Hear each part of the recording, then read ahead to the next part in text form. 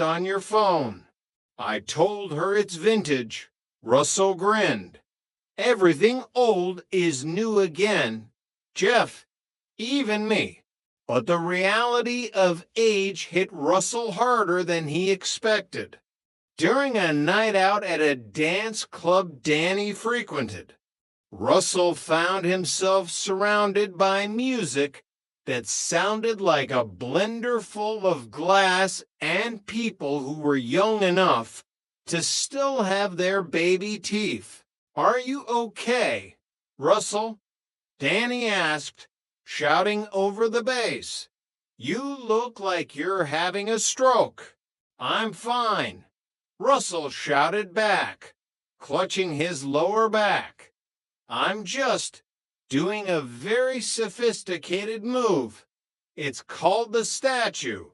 Very popular in the underground scene."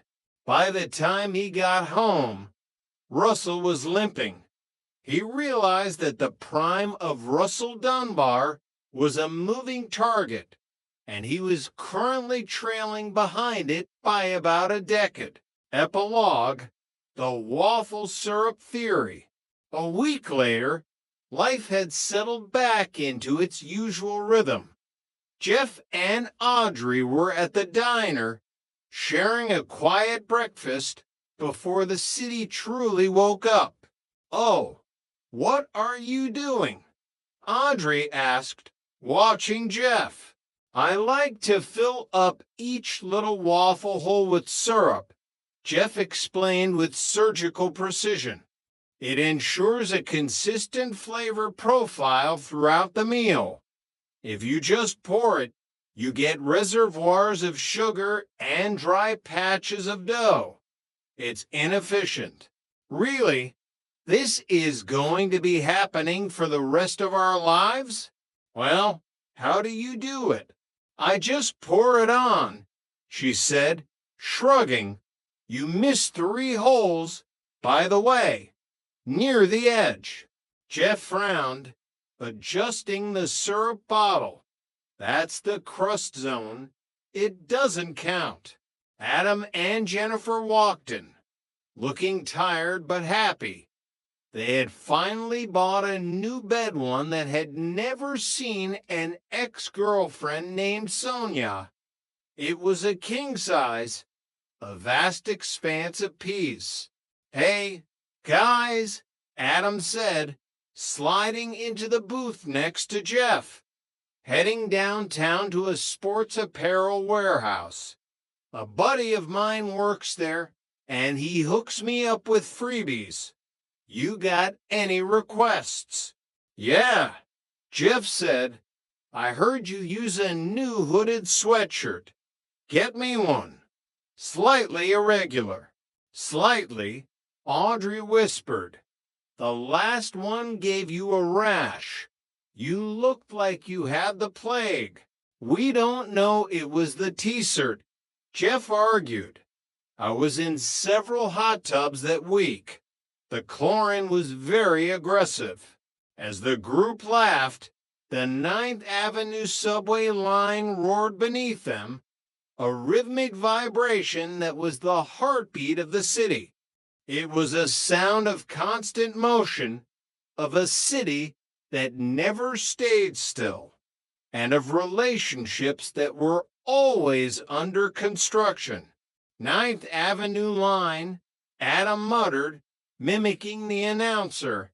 "Next stop, Times Square." "Yeah," Jeff said, looking at his wife. "That's the stuff. Fill the holes, Audrey. Fill the holes." The end. The rules of the game. A novelization of urban matrimony and misadventure. Chapter 1. The Resolution of Marriage. The blue light of the 70-inch high-definition television bathed Jeff Bingham's living room in a glow that felt more real than the city outside. To Jeff, the crispness of the blades of grass on the football field wasn't just a technical achievement. It was a religious experience. Beside him, Adam Rhodes sat with a beer in hand, his eyes wide, looking like a man who had just seen the face of God in 1080p. That was great. Man, Adam breathed, the reflected stadium lights dancing in his pupils. I love watching games on your TV. It's like I can see the sweat on the kicker's forehead from 3 blocks away. Jeff leaned back, a smug grin crossing his face. Well, you keep bringing that 6-pack admission charge, and you're welcome anytime, kid. It's a small price to pay for salvation. Adam sighed.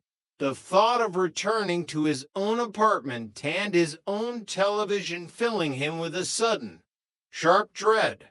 All I know is, when I watch my regular load of TV now, I want to stab myself in the eyes with a fork.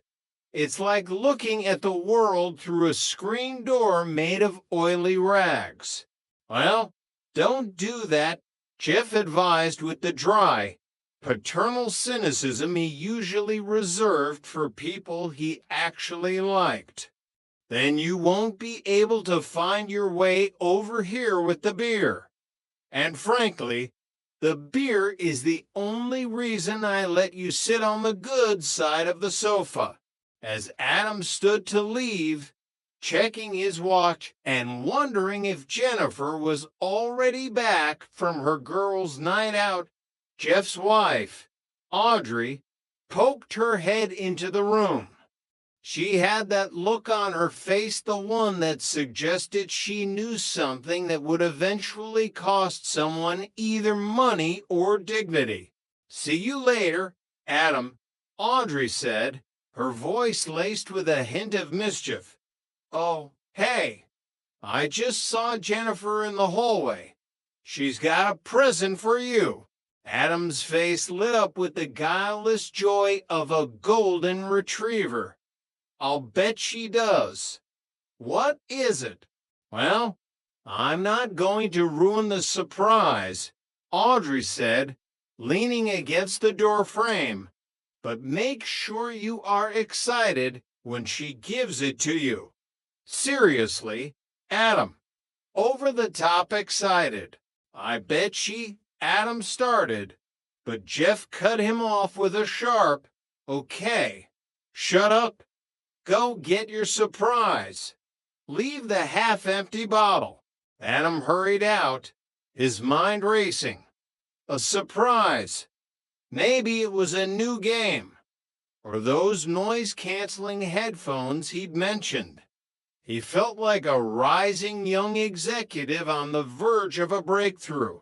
Back in the apartment, Jeff turned his attention to Audrey. "And how was girls' night out?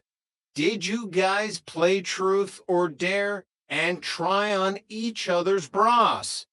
Or is that just the pay-per-view version in my head?"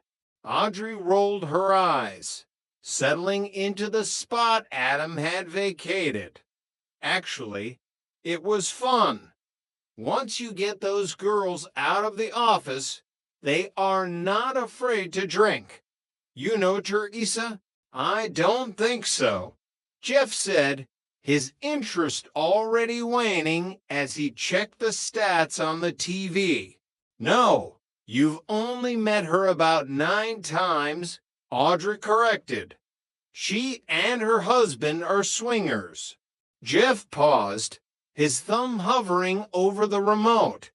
"Maybe I should meet her a 10th time. And you know Mary? Phew, you call her Bug Eyes." Jeff chuckled. "Bug Eyes. That's a great nickname. It's descriptive, accurate, and cruel. What about her? Tonight, she told us she and her husband only have phone sex." Jeff made a face. "That's probably because he doesn't want to look into those buggy eyes. It's a mercy, really." He paused, a sudden thought striking him like a cold breeze. Hey,